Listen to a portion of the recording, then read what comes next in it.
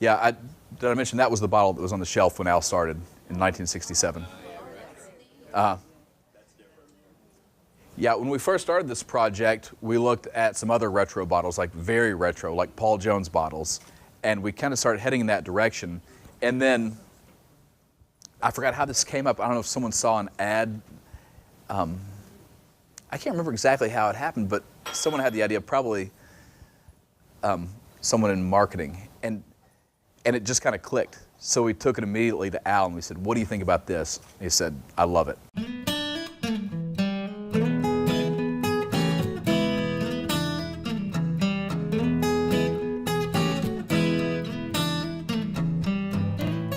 Hey everyone, this week's episode was done at WhiskyLive during the Bourbon Affair.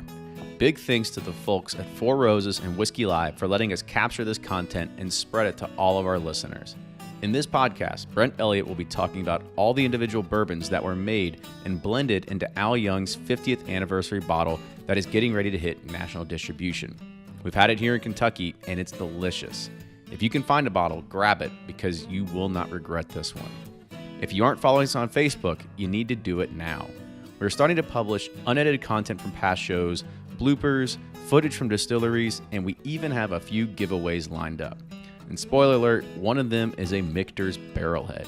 And the only way you're going to be able to get in on that action is to like our Facebook page, so go do it now. Also, we're looking for partnerships to help support and grow this show. Go to bourbonpursuit.com and hit the partnership button at the very top of the page to get an insight about advertising on this podcast. With that said, just another reminder to keep those iTunes reviews coming in. We've been reading them, and we appreciate the few minutes that you've taken out of your day to do them. Enjoy this week's episode.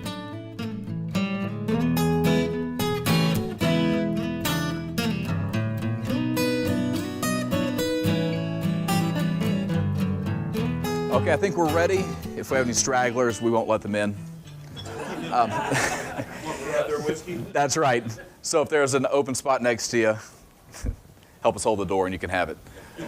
Okay, anyway, thanks a lot for coming out, for choosing this. Now I see a lot of familiar faces. I've seen a lot of you, gotten to spend some time with you this week. To those of you, good to see you again.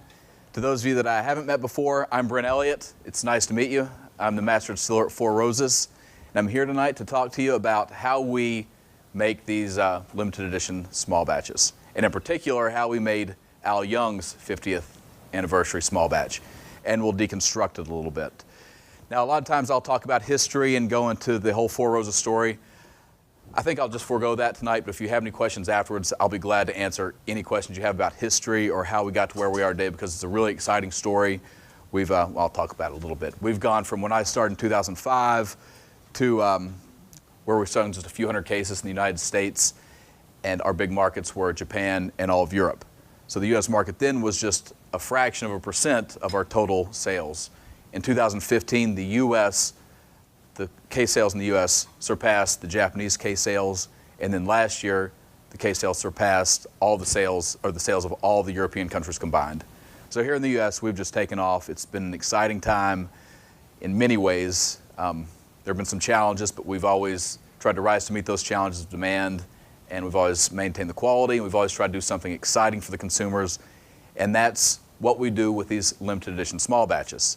Now, every year, beginning in 2007, we try to do something to sort of showcase what we do that's different. And what we do that's different, that we always try to communicate to consumers, is we create different recipes. When I say recipes, I mean if you go to our warehouse and you pick a barrel, it is going to be one specific recipe out of the 10 that we produce. And the way we do this is we have two distinctly different mash bills, both high rye mash bills.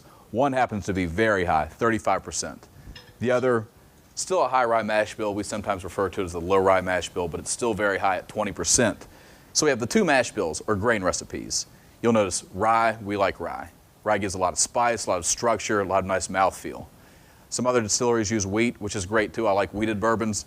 However, for our profile and our preference, we stick to rye. So we have the two mash bills, and then we have 5 different yeast strains. And this is very important because each one of these yeast strains that we use to inoculate one of those two mash bills creates uniquely different flavors through the fermentation. Now, all yeast is yeast. You know, whether you're fermenting beer, wine, cider, whatever it might be, the chief reason you use the yeast is to produce alcohol. But, and that's true, they all produce alcohol. Probably 99.5% of what comes out of the fermentation is alcohol and CO2.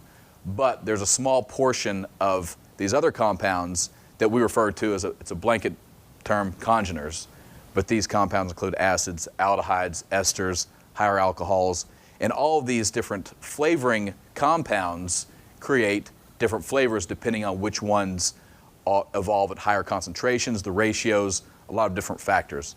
But to simplify things, I can tell you that the V yeast that we use creates delicate fruity flavors. K yeast, slightly spicy flavors. The O yeast, very rich fruity flavors. The F yeast, delicate minty herbal flavors. And the Q yeast, floral flavors and aromas. So 2 mash bills, 5 yeasts, we produce 10 recipes. And we've done this for years. Back when we were Seagrams, they did it for years. And they did it historically for consistency. Because we can do everything in our power to make consistent whiskey, but being a natural product, you know, we can't add colorings, we can't add flavorings, we can't do anything to adulterate the flavor. So to control that consistency, and because of Mother Nature, we can control it to a degree with our processes and how we monitor and produce it. But when you're dealing with grains, you're dealing with weather, you're dealing with different trees, you've got a lot of variables that create a little bit of mystery in what we do that keeps us guessing all the time. So the way we can kind of combat that and create a more consistent product is to have 10 recipes, 10 distinctly different flavors that we can mingle in different proportions to create the same bourbon time after time, dump after dump, year after year. So that's why we did it in the past. We continue to do that for consistency, but now we can also use it when we come out with a new product, like we did in 2006 with a small batch. We went to the palette of recipes and we chose 4. I'd like to say that I worked there, but I don't know if I was the we in that statement. I was kind of watching from the sidelines, you know, hoping to be involved. But so I got to witness it, and that was pretty exciting because that was kind of like the same process that we do today for the limited editions. But I think a little more was at stake because it was a rollout of an actual product that was going to be on the shelves for, at least that we hoped would be on the shelves for years to come. But what we did there was went to 4 recipes. It's both mash bills, and then it utilizes the K yeast and the O yeast. So now the proof is different, the age is different on that versus the standard Four Roses bourbon or the single barrel, but there's a fundamental difference beyond that, and that's the recipes that we use to go into it. So it's a little more fruity and it's a little spicier than the standard bourbon. The single barrel, that's one recipe and always the same recipe. It's the high rye mash bill with the V yeast, the delicate fruity yeast. So whether you're trying the bourbon, the small batch, or the single barrel, you're going to see those differences that are all attributable to the recipe that goes into it. Any questions about that? I don't know if I took a breath there, but so that's sort of the background about how we make our bourbons unique. So about 2005, 2006, people really start getting interested in bourbon. We start having guests to the distillery, people start asking questions, and we start telling them about the recipes. Inevitably, people would say, well, I'd like to try that fruity yeast, or I'd like to try that floral yeast. So we would sample those. We'd give people the opportunity to taste those, and we kind of took it for granted because they were always there for us to taste and sample. But the more we offer this to consumers and guests, the more excited they seem to get. And that was kind of where the seeds were sown to start the private barrel program, where, and I don't know if you're all aware of that, but it's a program where retailers can come in and select from up to all 10 of the recipes, depending on what we have in inventory. And they can select their own barrel of that recipe, and we'll bottle it at barrel strength for them. So the seeds were sown for that, and also for something that was about to happen. This was in 2007, for the release of our first limited edition product. And that happened to be Jim Rutledge's 40th anniversary product. And I think we did 1,400 bottles. Didn't even know if we were going to sell them. You know, we sell 1,400 bottles in 10 minutes now, you know, because bourbon is so popular now, and Four Roses is on the map. People understand what we do and they appreciate it. But at the time, we were just sort of getting our feet under us in the U.S. But Jim Rutledge had been with us for 40 years, and we wanted to do something, one, to commemorate him, And in doing that, to kind of showcase what we could do as a distillery with the different recipes. So we released that product, I believe it was an OESO.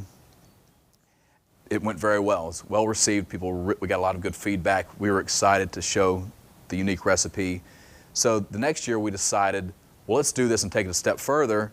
Let's do the same thing. Let's do a single barrel. We didn't have anything to commemorate that year, so we just called it the 2008 single barrel. But it was the same concept as Jim's. It was one particular recipe. It was a single barrel, one batch. But then we also expanded it to a product that eventually evolved into the limited edition small batch, which is kind of the same format as this, but it was the mariage. So we started that in 2008. Small batch bottle. The concept was take some of our nice 10-plus-year-old aged batches and mingle them together, different recipes, to create something truly unique from our standard products, again, to offer something good to the consumer and to show the consumer what we can do, how versatile we are. And that's exactly what we did. Again, we did 1,500, I can't remember exactly. It wasn't very many bottles. Then we did the same thing in 2009, another mariage. Then late 2009, too many people didn't know what mariage was. They were calling it mirage and marriage and marriage. So it was a little bit confusing, so we decided to kind of rebrand it a little bit. We changed the name to something that was really more indicative of what it is. It's a small batch. It's a limited edition small batch. So we changed the packaging a little bit for 2010, but it's the same concept, same product. Did it in 2010. Again, I think we're up to about 3,000, 4,000 bottles. Up to 2012, we're still at 4,000 bottles. That's about the time that really the consumers, you guys, really started to pick up on our limited editions, other rare bottles from other distilleries, and people didn't get the bottle. With 4,000 bottles out there, we probably upset more people than we made happy, because there were more than 4,000 people by far that wanted one of these bottles. So the very next year, we stepped it up to 12,000 bottles. And that's about where we've been since then. And that's about the comfortable zone for us so that we can maintain quality, age, and the bottle count. So we've been doing that since, and we're doing it again this fall. We'll have another limited release this fall, but this spring, there was something special we wanted to do because many of you know this man, Al Young, our brand ambassador. He's currently our historian, senior brand ambassador. He's been distillery manager. He's been about everywhere within the industry and about everywhere in the world promoting Four Roses. It's his 50th anniversary, so I said, we've got to do something special for him. So this is what we're going to taste tonight and deconstruct. I'll talk just for a minute about how we generally produce or create one of these products, and then I'll walk you through these and tell you exactly how we develop this product. And you can see all the different components and see how they play into the final product. So every year, usually about November, December, this is always the most fun thing I get to do every year. We get about 20 to 25 batches of 10-year-old and plus bourbon from the warehouses and pull samples, bring them all into the lab, set them all up, and just start to work on this development. It's a long process, it's a lot of fun, and what we do is look at every one of those batches. And that's a lot of batches to go through, I'll tell you that. I mean, you can get familiar with them, but you can't really start making test blends with that many batches immediately. So what we like to do is whittle it down to maybe 8 to 10 of those batches, and then really get familiar with those batches.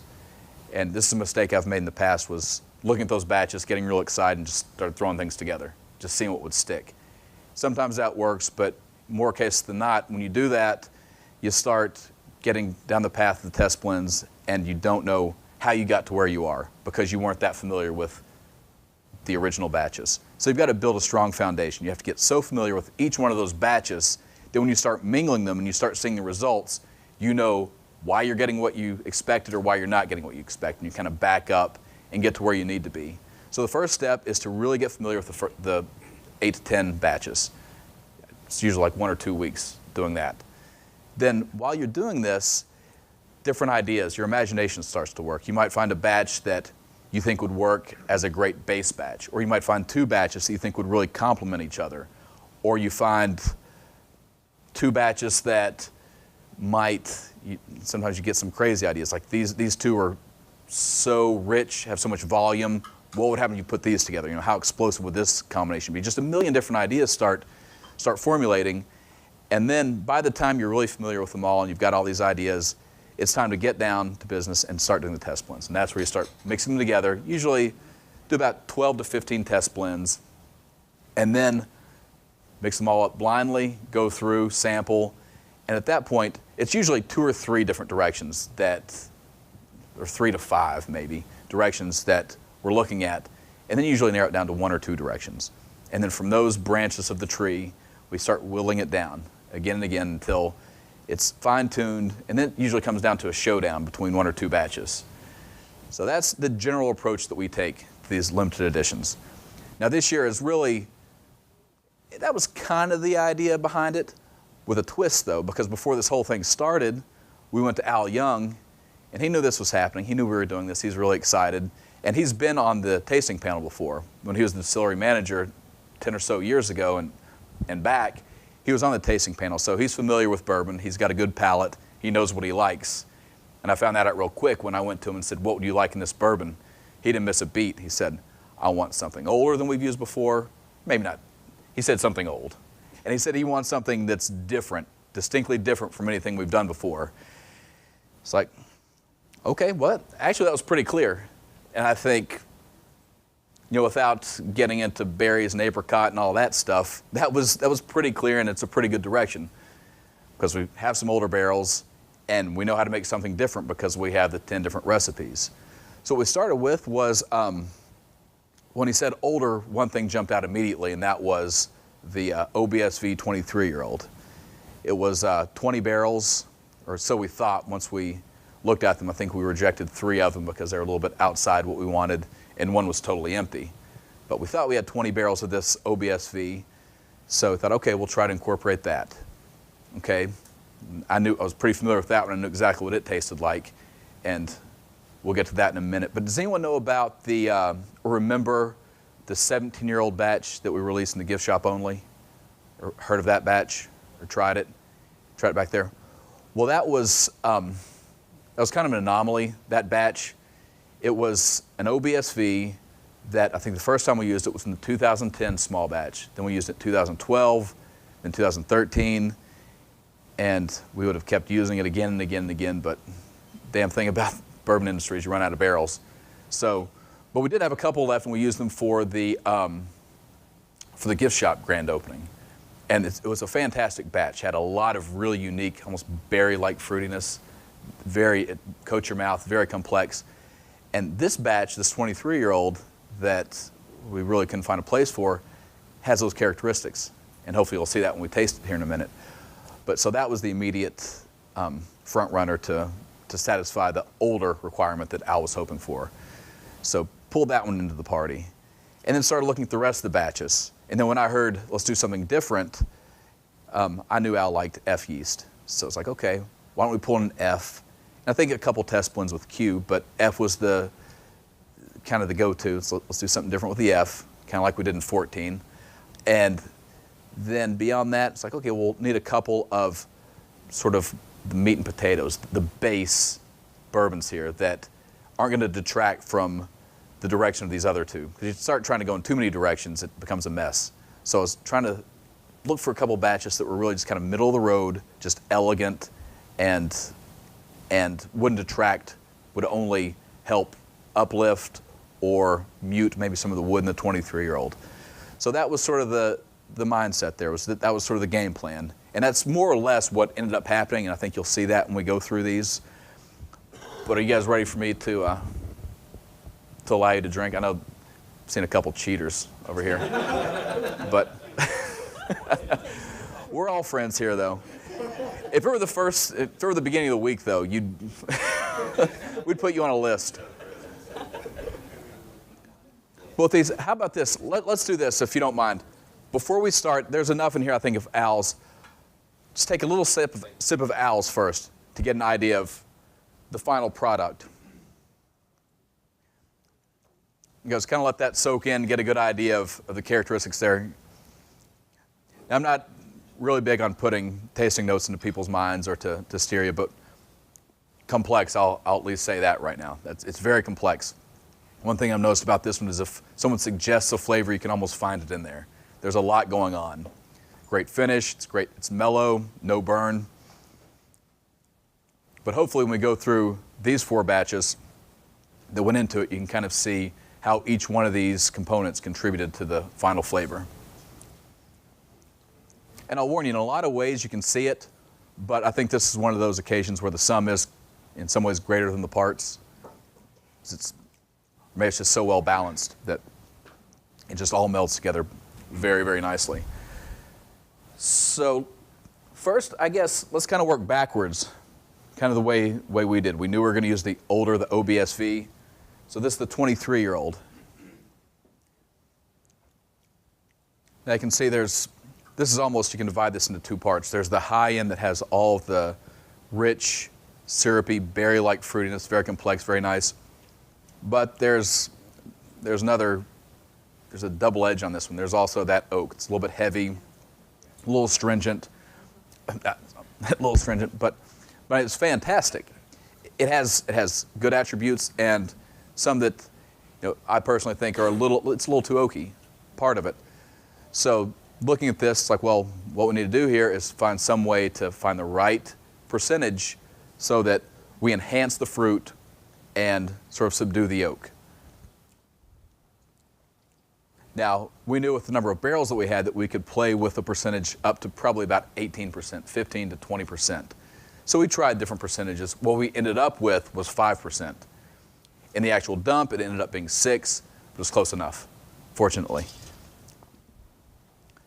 So I think the next, well, we were looking at a lot. I'm simplifying the process, but let's say for simplicity term, then we started looking for a batch that would come in with some other high notes that would mingle with the high distinctive berry fruity notes on that one to create something unique, which is what Al was asking for. So OBSF, let's jump back to that sample, the very first sample.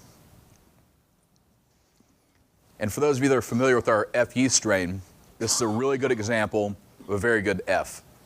It's got the mint, kind of wintergreen, herbal. It really coats the palate nicely. So this one was brought in, again, at different levels to see how it would interact with that 23-year-old to build the complexity kind of on the top end. So then, and this is the same with this year as every year, there kind of needs to be the middle batch, sort of the no thorns, nothing sticking out. It's not too fancy, not too flashy. It's just absolutely elegant. And the perfect batch for that was the OESV. It's the second one. And now that, I forgot, that OBSF was 12 years. This OESV is 13. It's the smoothest one here. Okay. I won't even look at who I was looking at. I don't want to embarrass anybody. What do you mean coughing? What do you? Yeah, it's very sweet. Yeah. This one, what this one brought to the blend was the smoothness. The other two, they're smooth. Very good assumption. This one's 50%. The target was 50, it ended up being 49. So, and that's what we ended up with. We tried a lot of different levels. But I knew from the start this one was going to be pretty high because it is so smooth from the beginning to the end. So it's, I hate to say, I guess, middle of the road. I think elegant's the best word for it. It's kind of representative of a lot of the small batches we've done, like the 15 and the 13, that are more, they come in evenly on the palate, they stay even, and they just fade slowly. There's nothing that jumps out that's overly fruity or overly spicy. It's just nice and even.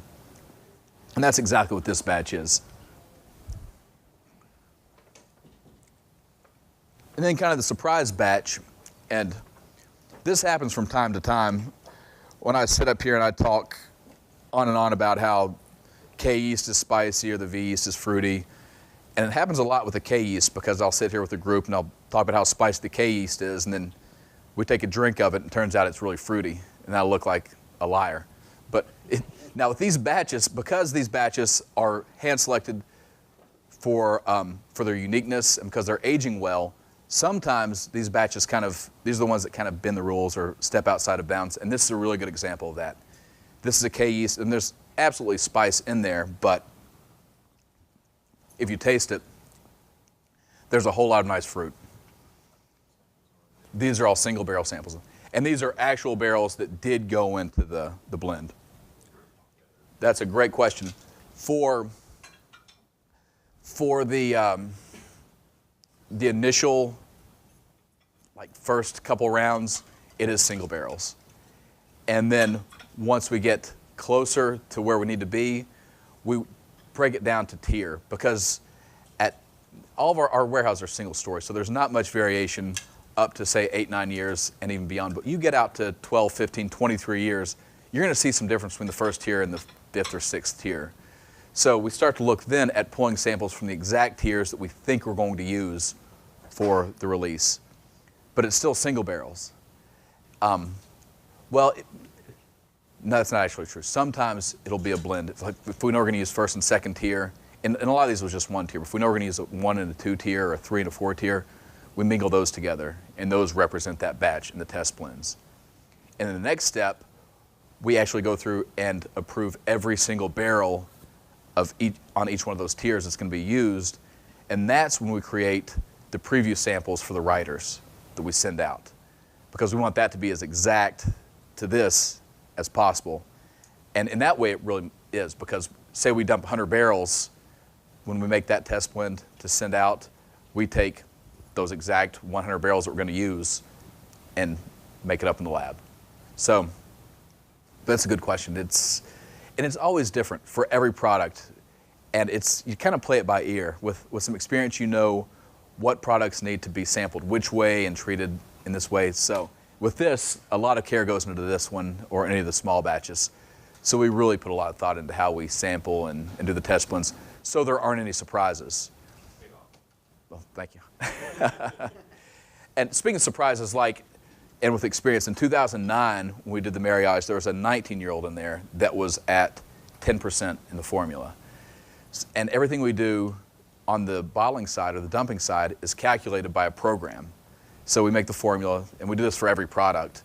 We say we need this percentage of these batches, this percentage of these batches, and they punch it in, and it says, okay, because of the age, you need this many barrels to reach this many gallons to bottle this many bottles. So for that product, that's exactly how they did it. The problem is the system isn't used to dumping 19-year-old barrels. All the evaporation factors hold pretty true up to 8, 9, 10 years, where most of our other products are. But you go out that far, those factors are way off, because it's a steep evaporation curve, the first 4, 5, 6 years, and it starts to taper off. So based on that calculation, those barrels should have been empty, or they were going to be empty in 2 years. In reality, because the curve's more like that, there was still plenty in those barrels. So the program told us to dump, let's say 20 barrels. We ended up getting 20% in that formula. Now this is a formula that we'd gone back and forth with for 6, 8 weeks to get exactly right. Going back and forth on 10%, 12%, 8%, and then we hit a button and it says, forget all you did, it's 20%. And so it was kind of one of those whoops moments. I remember calling Jim to tell him about it. It's 20%. It ended up being, it was a happy ending, mostly. I think everyone liked it. It was a little bit oaky, but it was still okay. That batch it was 19 years old. It was not overly oaky, so it wasn't exactly what we planned, but it still ended up just fine. But again, that's sort of one of the learning experiences that you get over time. But this OBSK, so when we started throwing these all together, this was kind of a bonus because it has that extra fruitiness and a lot of sweetness and a lot of richness. So this and the OESV kind of came together to really lift up the middle and give it richness, depth, sweetness. But this K actually, ironically, contributed more fruitiness than the OESV, and that kind of mingles in with the fruitiness from the OBSV and the OESF. And then if you have any left, it brings us full circle back to Al's 50th, 107.6 proof, I believe. Yes, 107.6. And I don't want you to shoot it, but since we all have it in our hands, I just like to say cheers. More than the sum of the parts, or can you see some of the different components in there? I was having a conversation with someone earlier, and I said it was one of those that, you know, when we finished, I think Al and I stood back and didn't know how much of it was skill and how much was luck, because everything just came together and balanced so well. Any comments? When will you not be able to buy it? I don't understand.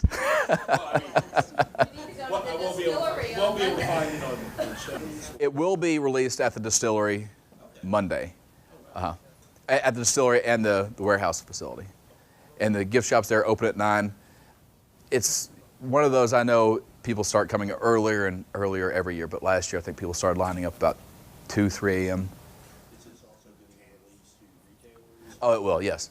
Yeah, we're targeting, it's 10,000 some odd bottles, which is actually, if you look at, for the limited releases we've done in the past, we always do, well, not always, but we usually do US, some to Japan, and some to Europe.